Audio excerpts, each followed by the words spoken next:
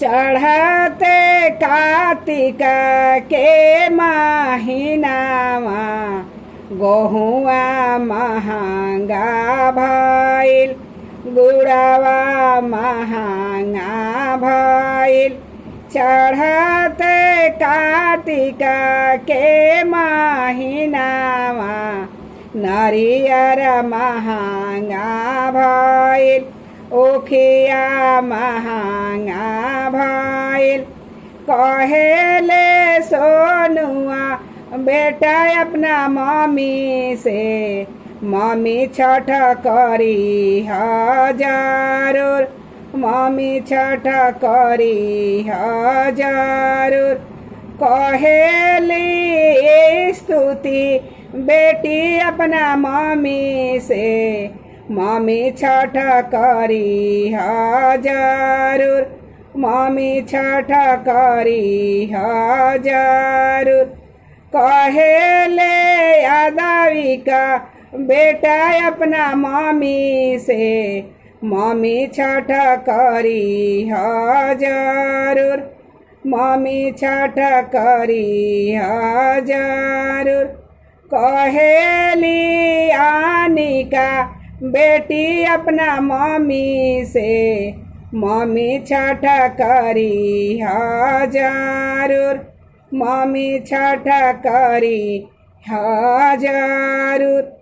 पहिले से कैता बेटाई बतिया गहुआ लिहिती मांगाई गुड़ावा रखीती मांगाई।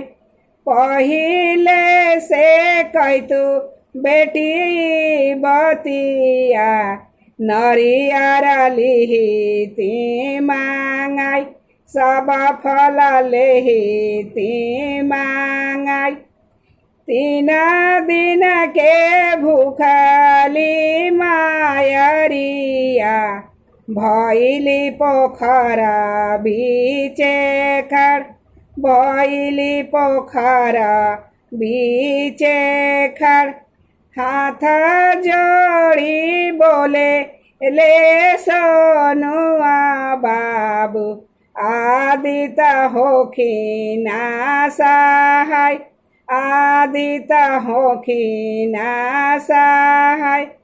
हाथ जोड़ी बोले ली स्तुति बेटी सूरज बाबा होइना सहाय सूरज बाबा होइना सहाय। हाथ जोड़ी बोले ले यादविका बेटा आदित्य माला होइना सहाय आदित्य बाबा होइना सहाय। हाथ जोड़ी बोले लियानिका बेटी आदित्य बाबा होइना सहाय छठी माई होइना सहाय। 3 दिन के भूखली मायरिया मायरी जलावे में खड़ मायरी जलावे में खड़। थर थर कांपे ला बदनिया ओठवा गइले झुराई ओठवा गइले झुराई। थर थर कांपे ला बदनिया ओठवा गइले झुराई ओठवा गइले झुराई।